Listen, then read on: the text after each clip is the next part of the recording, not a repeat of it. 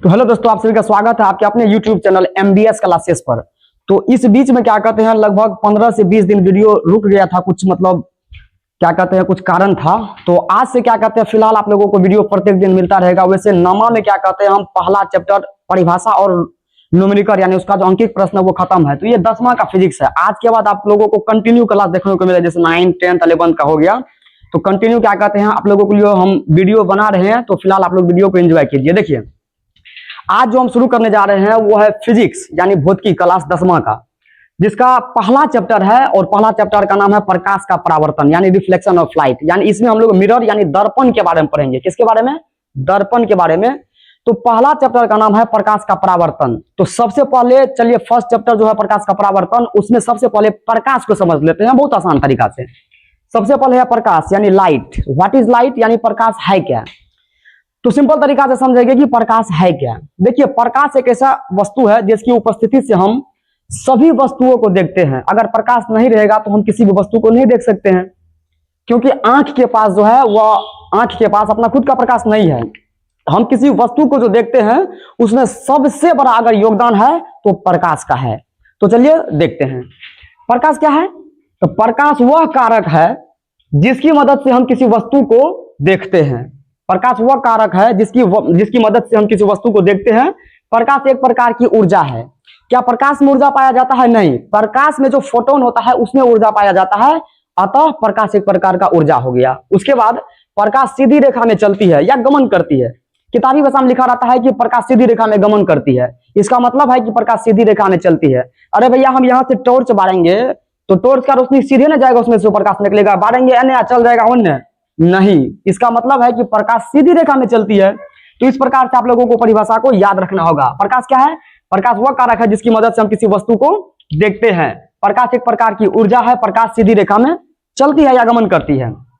इसमें और क्या कहते हैं बाबू, 3 गो नोट पॉइंट आपको याद रखना होगा। जैसे कि कांच में प्रकाश की चाल कितना होता है, निर्वात या हवा में प्रकाश की चाल क्या होता है। देखिए हम लोग फिजिक्स में पढ़ते हैं कि निर्वात में प्रकाश की चाल, निर्वात मतलब क्या होता है? हवा। निर्वात मतलब हवा में प्रकाश की चाल।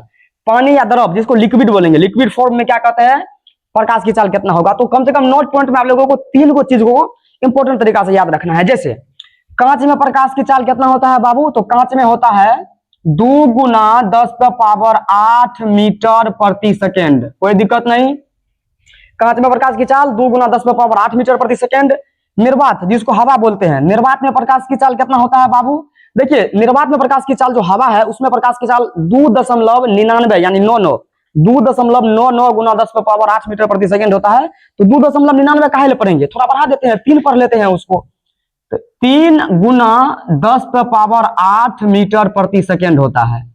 हवा या निर्वात में कितना होता है बाबू प्रकाश की चाल? 3 गुना 10⁸ मीटर प्रति सेकेंड।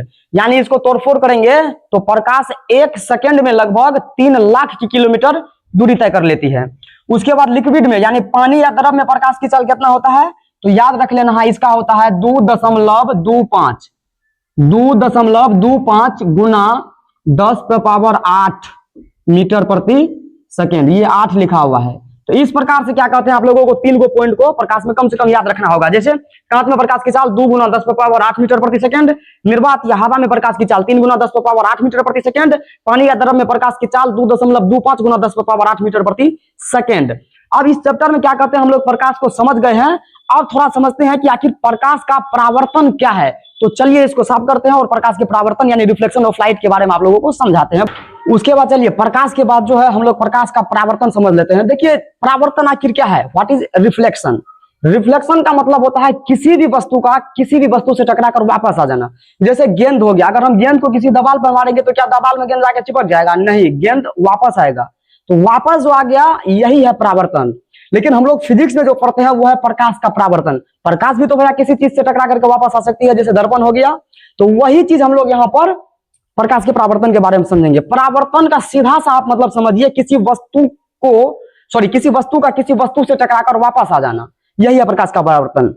अब जैसे हम लोग इसका डिफिनेशन कैसे देखेंगे, तो प्रकाश का जो परावर्तन होता है, देखिए इसका डिफिनेशन किस प्रकार से होगा। सूर्य या किसी अन्य माध्यम से, अन्य माध्यम मतलब टॉर्च का लाइट हो गया, मोबाइल का लाइट हो गया, किसी भी प्रकार का, यानी सूर्य या किसी अन्य माध्यम से आती हुई प्रकाश की किरण जब किसी वस्तु से टकराकर पुनः उसी दिशा में लौट जाती है तो यही घटना प्रकाश का परावर्तन कहलाती है। सिंपल तरीका है। तो देखिए यहाँ पर क्या लिखा है, प्रकाश का परावर्तन, सूर्य या किसी अन्य माध्यम से आती हुई प्रकाश की किरण जब किसी वस्तु से टकराकर पुनः उसी दिशा में लौट जाती है तो यही घटना प्रकाश का परावर्तन कहलाता है। इसको उदाहरण के साथ कैसे समझेंगे, इसका थोड़ा एग्जाम्पल देख लेते हैं। जैसे मानकर चलो यहाँ पे बाबू कोई एक वस्तु है, यहाँ पर कोई एक वस्तु है, यहाँ पे कोई एक वस्तु है, और यहाँ पे मानकर चलो कि बाबू सूर्य है, ठीक है। यहाँ पर क्या है, सन, सन मतलब सूर्य।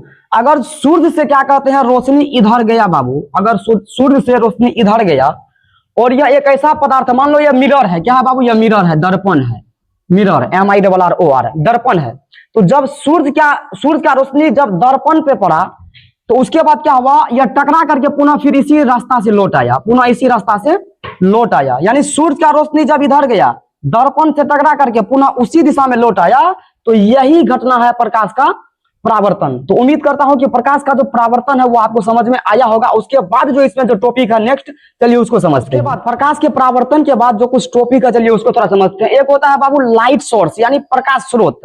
प्रकाश स्रोत क्या है, वह वस्तु जिससे प्रकाश निकलता है वही प्रकाश स्रोत है। स्रोत मतलब क्या, एक प्रकार से कोई माध्यम, किसके पास कौन सा स्रोत है, हमारे पास कौन सा स्रोत है। तो स्रोत मतलब क्या, जिससे कोई भी चीज से हम काम करते हैं, जैसे प्रकाश का स्रोत, तो जिससे प्रकाश निकलेगा, जिससे हमें प्रकाश प्राप्त होगा वही ना प्रकाश का स्रोत हुआ, उसी को बोलते हैं लाइट सोर्स। तो प्रकाश स्रोत अगर कोई पूछेगा तो क्या लिखना है, वह वस्तु जिससे प्रकाश निकलता है। अब तो प्रकाश बहुत सारे चीज से निकलता है, जैसे बल्ब हो गया, लाइट हो गया, लालटेन हो गया, उसके बाद टॉर्च हो गया, फ्लैश लाइट हो गया, उसके बाद क्या कहते हैं तारा हो गया, सूरज हो गया। ये जितने भी चीज है सबसे क्या कहते हैं प्रकाश निकलता है। तो ये सारे चीज प्रकाश स्रोत हो गया। लेकिन इसमें कुछ नियम है। नियम यह है कि प्रकाश स्रोत जो है वह कुछ प्राकृतिक है यानी नेचुरल है, और कुछ मानव निर्मित है यानी मैन मेड लाइट सोर्स है। मतलब कुछ प्राकृतिक कुछ मानव निर्मित। तो प्रकाश स्रोत क्या है, वह वस्तु जिससे प्रकाश निकलता है वही प्रकाश स्रोत है। अब इसमें क्या कहते हैं, नोट पॉइंट पे लिखेंगे, कुछ प्राकृतिक है, कुछ प्रकाश स्रोत क्या है बाबू, ये जो प्रकाश स्रोत है कुछ क्या है, नेचुरल है, नेचुरल NATURAL, नेचुरल। नेचुरल मतलब प्राकृतिक, जिसमें मनुष्य का कोई हाथ नहीं हो और उससे प्रकाश निकले, जैसे सूरज हो गया, सन हो गया, उसके बाद तारा हो गया, स्टार हो गया। ये सब क्या कहते हैं प्राकृतिक प्रकाश का स्रोत है। मतलब इसमें मानव का कोई हाथ नहीं है लाइट उत्पन्न करने में। उसके बाद क्या कहते हैं, नेचुरल हो गया। एक होता है मानव निर्मित, जिसको बोलते हैं मैन मेड, मानव निर्मित। मानव निर्मित, मानव निर्मित में बाबू क्या सब आ जाएगा, जैसे बल्ब हो गया, लालटेन हो गया, उसके बाद मोबाइल का फ्लैश लाइट हो गया, फ्लैश हो गया। ये सब टोटल क्या कहते हैं मानव निर्मित में आते हैं। मतलब जो मानव बनाए है और मानव के द्वारा क्या कहते हैं प्रकाश निकलता है, मानव के बनाए हुए वस्तु से प्रकाश निकलता है, तो वो मानव का द्वारा क्या कहते हैं प्रकाश स्रोत हो गया। और जो नेचुरल है जैसे सूरज हो गया, तारे हो गया, ये सब क्या कहते हैं प्राकृतिक प्रकाश स्रोत है। उसके बाद कुछ टॉपिक होता है बाबू प्रदीप्त वस्तु, जिसको हम लोग बोलते हैं लुमिनियस। वैसे तो मार्केट में क्या कहते हैं लुमिनियस का बैटरी भी मिलता है। लुमिनियस मतलब क्या, प्रदीप्त वस्तु है। तो इसका परिभाषा लिखेंगे, वह वस्तु जो प्रकाश उत्पन्न करे, जो प्रकाश उत्पन्न करे, बस हो गया।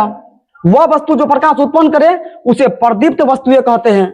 अब प्रकाश कौन कौन सा वस्तु उत्पन्न कर सकता है, जैसे कोई बैटरी हो गया, बैटरी से भी हम लोग क्या कहते हैं बल्ब को मतलब जला सकते हैं। तो जो भी वस्तुएं प्रकाश को उत्पन्न करती है वही हमारा लुमिनियस यानी प्रदीप्त वस्तुएं है। क्लियर है। अप्रदीप्त वस्तु इसका जस्ट उल्टा यानी वह वस्तु जो प्रकाश उत्पन्न नहीं करे। सेम लिखेंगे, बस इसमें नहीं लगा देंगे। वह वस्तु जो प्रकाश उत्पन्न नहीं करे उसे अप्रदीप्त वस्तु कहते हैं। जैसे हो गया ईंट, उसके बाद हो गया पत्थर, उसके बाद हो गया बालू। ये सब वस्तुएं क्या कहते हैं प्रकाश उत्पन्न नहीं करते हैं, तो ये अप्रदीप्त वस्तुएं हो गए हैं। उम्मीद करता हूं यहां तक आप लोगों को समझ में आया होगा। इसके बाद जो टॉपिक है चलिए उसको थोड़ा समझते हैं। उसके बाद चलिए प्रदीप्त अप्रदीप्त के बाद हम लोग थोड़ा समझते हैं किरण पुंज या प्रकाश पुंज। दोनों एक ही नाम हुआ, जिसको इंग्लिश में लाइट बीम कहते हैं। लाइट बीम यानी किरण पुंज या प्रकाश पुंज एक ही बात हुआ। देखिए आखिर हम लोग किसे कहेंगे लाइट बीम, प्रकाश पुंज या क्या कहते हैं किरण पुंज। तो सिंपल तरीका से समझना है, प्रकाश की किरणों के समूह को, मतलब प्रकाश में जो किरण होता है उसका जो समूह है, तो उसी प्रकार से बोलेंगे प्रकाश की किरणों के समूह को ही लाइट बीम कहते हैं, प्रकाश पुंज कहते हैं या किरण पुंज कहते हैं। अब इसमें याद क्या रखना है बाबू, तो किरण पुंज या प्रकाश पुंज जो लाइट बीम है वो 3 प्रकार के होते हैं। कितने प्रकार के होते हैं? 3 प्रकार के। सबसे पहला है अपसारी प्रकाश पुंज या किरण पुंज। अपसारी में क्या होता है, इसमें प्रकाश की किरण एक बिंदु से निकलकर आगे की ओर फैल जाती है। इसमें प्रकाश की किरण एक बिंदु स्रोत से निकलकर आगे की ओर फैल जाती है। इसका उदाहरण समझते हैं। जैसे मानकर चलो ये कोई एक बिंदु हो गया, ये बिंदु हो गया प्रकाश स्रोत का, इससे प्रकाश निकल करके आगे की ओर फैल जाएगा। इधर गया प्रकाश, इधर गया प्रकाश, इधर गया प्रकाश, इधर गया प्रकाश, इधर गया प्रकाश, फैल गया। मतलब प्रकाश इधर गया, इधर जा रहा है, फैल रहा है, इधर प्रकाश फैल रहा है। क्लियर है? क्लियर है? मतलब अपसारी प्रकाश पुंज में क्या होता है, जो प्रकाश की किरणें हैं वह एक बिंदु से निकलकर आगे की ओर फैल जाती है, उसे ही हम लोग अपसारी किरण पुंज या प्रकाश पुंज कहते हैं। जो 2 नंबर में होता है उसका नाम है समांतर किरण पुंज। समांतर किरण पुंज में क्या होता है, इसमें प्रकाश की किरण एक दूसरे के समांतर होती है, इसमें प्रकाश की किरण एक दूसरे के समांतर होती है, मतलब समांतर होती है, एक लाइन में चलती है, यहां से फिर यहां से, मतलब लाइन में चलती है, समान होती है, समांतर होती है। इसका थोड़ा क्या कहते हैं एग्जांपल देख लेते हैं। जैसे हो गया ये हो गया, ये हो गया, उसके बाद ये हो गया, तो ये आपस में क्या है, प्रकाश की किरणें समांतर है। ये क्या है बाबू, प्रकाश की किरणें आपस में समांतर है। तो समांतर किरण पुंज क्या किसे कहेंगे, इसमें प्रकाश की किरणें एक दूसरे के समांतर होती है। इस प्रकार से क्या कहते हैं हम लोग समझ सकते हैं। जो 3 नंबर का पॉइंट है बाबू उसको बोलते हैं अभिसारी किरण पुंज। अभिसारी किरण पुंज, इसमें प्रकाश की किरणें एक बिंदु पर जाकर मिल जाती है। जैसे मानकर चलो बाबू यहां पर कोई एक बिंदु है, यहां पर बिंदु है, इसमें प्रकाश की किरणें उस बिंदु पर जाकर के मिल जाएगी। इस बिंदु पर सभी प्रकाश की किरण क्या होगा, इस बिंदु पर मिल जाएगा। इस बिंदु पर सभी प्रकाश की किरण जाकर के मिल जाएगा, इधर से जाएगा, इधर से जाएगा, अब बिंदु पर मिल जाएगा। इस प्रकार से, इस प्रकार से। तो उम्मीद करता हूं तीनों ये समझ में आया होगा। थोड़ा आराम से समझिए। किरण पुंज किसे कहते हैं, प्रकाश के किरणों के समूह को किरण पुंज कहते हैं। यह 3 प्रकार के होते हैं। अपसारी किरण पुंज, इसमें एक बिंदु से निकलकर प्रकाश आगे की ओर फैल जाती है। समांतर किरण पुंज, इसमें प्रकाश की किरणें समांतर होती है।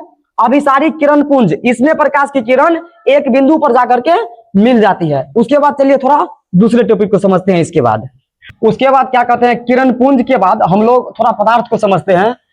पदार्थ यानी मैटर। पदार्थ आखिर किसे कहते हैं, वह वस्तु जो स्थान घेरे, जिसमें द्रव्यमान हो और जो अवरोध उत्पन्न करे, उसे पदार्थ कहा जाता है।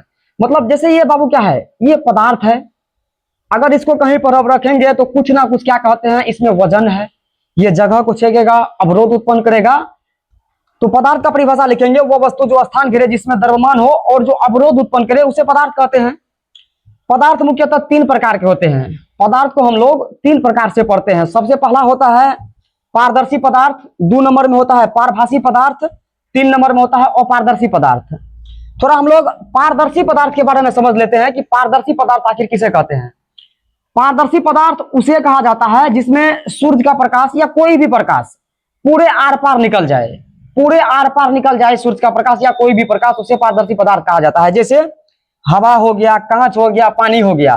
तो हवा, कांच, पानी से प्रकाश जो है आर पार निकल जाता है। ऐसे पदार्थ को हम लोग पारदर्शी पदार्थ कहते हैं।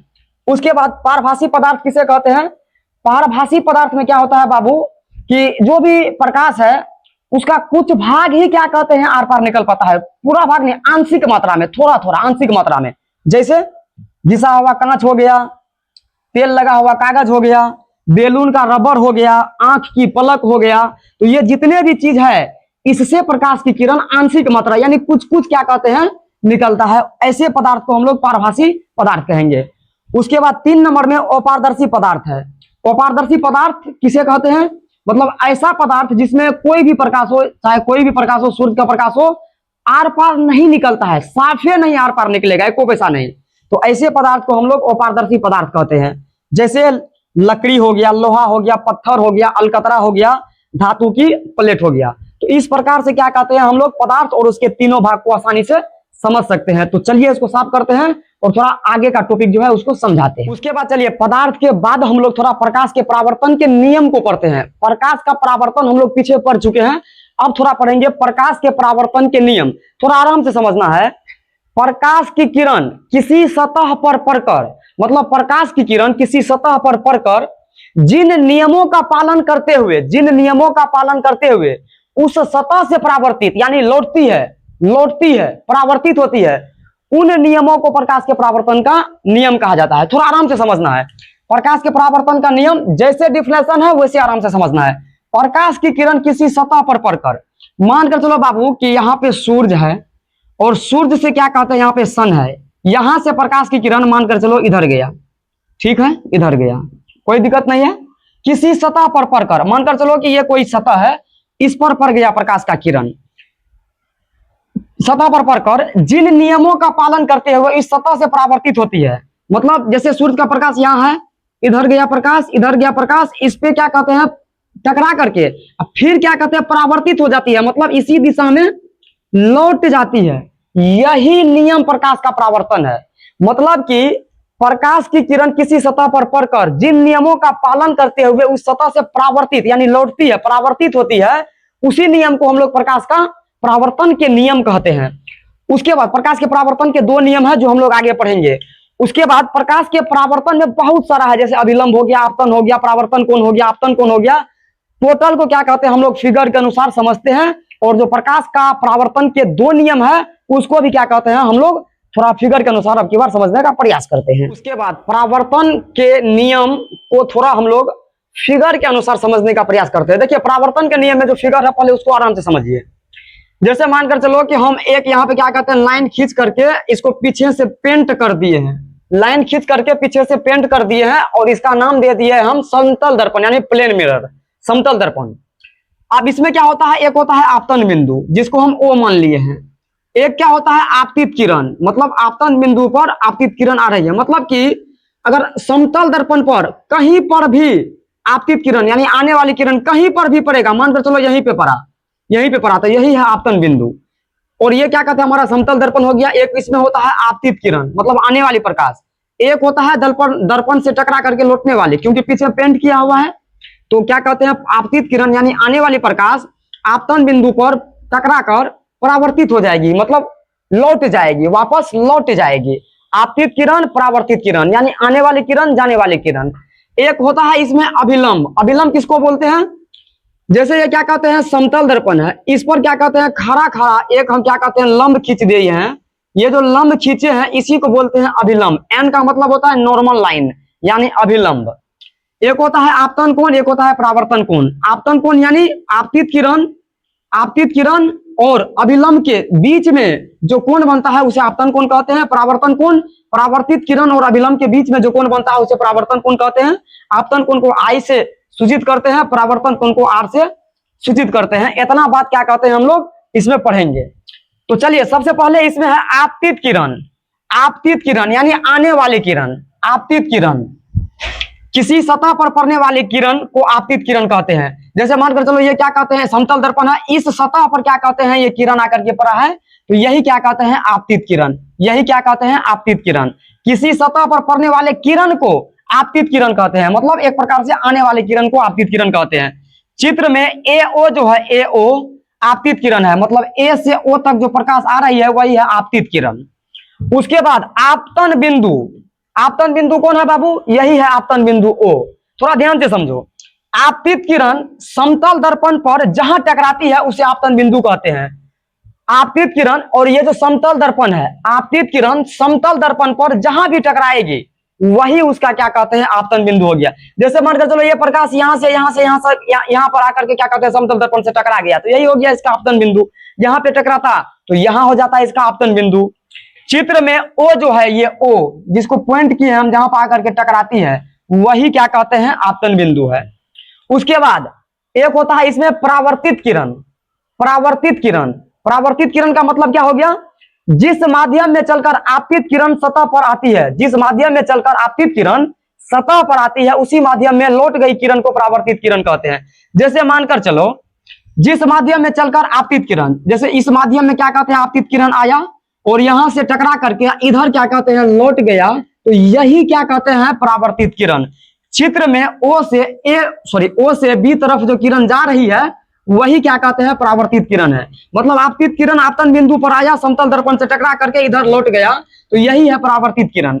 चित्र में ओ और बी, मतलब ओ से बी तक क्या है बाबू, परावर्तित किरण है। और इसमें क्या कहते हैं, जो चौथा पॉइंट है उसको बोलते हैं अभिलंब। ये नॉर्मल लाइन अभिलंब। अभिलंब किसको बोलेंगे, किसी समतल सतह के किसी बिंदु पर, मानकर चलो ये क्या कहते हैं, कोई समतल सतह है, समतल सतह है, किसी भी बिंदु पर एक लंब खींच देंगे, चाहे यहां खींचो, यहां खींचो, यहां खींचो, कहीं पर भी खींचेंगे, कहीं पर भी खींचेंगे, तो उसी लंब को क्या कहते हैं, अभिलंब, मतलब अभिलंब कहते हैं। और इसमें क्या कहते हैं, आपतन कोण बच गया है, परावर्तन कोण बच गया है। इसको थोड़ा आसान से क्या कहते हैं हम लोग आगे समझते हैं। उसके बाद इसमें आइए जो पॉइंट बच गया है थोड़ा उसको समझते हैं। अब इसमें बच गया बाबू आपतन कोण और परावर्तन कोण, और परावर्तन के जो दो नियम है वो बच गया है। तो सबसे पहले हम लोग इसमें आपतन कोण, जिसको आई से सूचित करते हैं, उसको समझते हैं। देखिए आपतन कोण, आपतित किरण और अभिलंब के बीच में जो कोण बनता है उसे आपतन कोण कहते हैं। परावर्तन कोण, परावर्तित किरण और अभिलंब के बीच में जो कोण बनता है उसे परावर्तन कोण कहते हैं। थोड़ा आराम से समझो। आपतन कोण यानी आई, आपतन कोण यानी आई।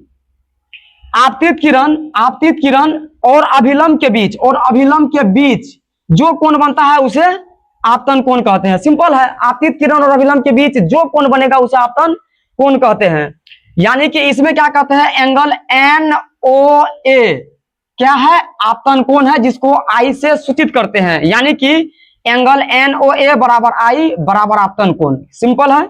उसके बाद परावर्तन कोण, परावर्तन कोण, परावर्तित किरण और अभिलंब के बीच में ये कोण बन रहा है, तो परावर्तित किरण और अभिलंब के बीच में जो कोण बनता है उसे परावर्तन कोण कहते हैं। परावर्तन कोण यानी आर, परावर्तित किरण और अभिलंब के बीच बने कोण परावर्तन कोण है। सिंपल तरीका से कोण NOB बराबर आर, सिंपल तरीका से NOB बराबर आर यानी परावर्तन कोण है। सिंपल है, यानी एंगल NOB बराबर आर बराबर परावर्तन कोण। NOA आपतन कोण हो गया, NOB परावर्तन कोण हो गया। सिंपल है।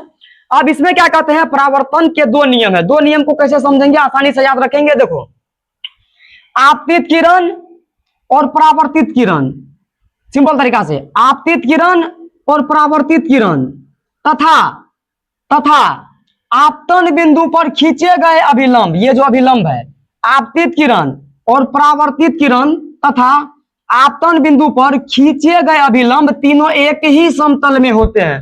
कितना सिंपल है। पहला नियम, प्रकाश के परावर्तन के दो नियम है, जिसमें पहला नियम क्या है, आपतित किरण और परावर्तित किरण तथा आपतन बिंदु पर खींचे गए अभिलंब तीनों एक ही समतल में होते हैं। उसके बाद जितना कोण आई होता है उतने कोण आर होता है। यानी इसका जो दूसरा नियम है, आपतन कोण जो है परावर्तन कोण के बराबर होता है। यहां पे लिखा है परावर्तन के दो नियम निम्नलिखित है। क्या क्या, आपतित किरण, परावर्तित किरण और आपतन बिंदु पर, यह है आपतन बिंदु पर खींचा गया अभिलंब तीनों एक ही समतल में होते हैं। ये वाला समतल, तीनों एक ही समतल में होते हैं। पहला नियम कितना सिंपल है, आपतित किरण, परावर्तित किरण तथा आपतन बिंदु से खींचा गया अभिलंब तीनों एक ही समतल में होते हैं। उसके बाद दूसरा पॉइंट है आपतन कोण बराबर परावर्तन कोण, यानी जितना आपतन कोण है उतने परावर्तन कोण है, यानी दोनों आपस में बराबर है। तो उम्मीद करता हूं कि यहां तक क्या कहते हैं, पहला चैप्टर फिजिक्स में क्लास 10वां का आपको समझ में आया होगा।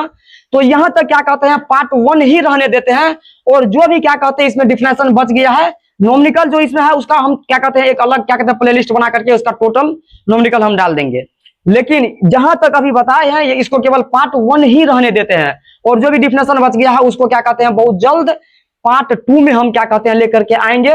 वीडियो को तब तक क्या कहते हैं पूरा देखिए, वीडियो को पूरा देखिए और लाइक कीजिए, शेयर कीजिए, और हमारे चैनल जो है यूट्यूब चैनल MBS क्लासेस उसको सब्सक्राइब कीजिए और वीडियो को पूरा देखिए। वीडियो को पूरा देखने के लिए आप सभी को हृदय की गहराई से बहुत बहुत शुक्रिया।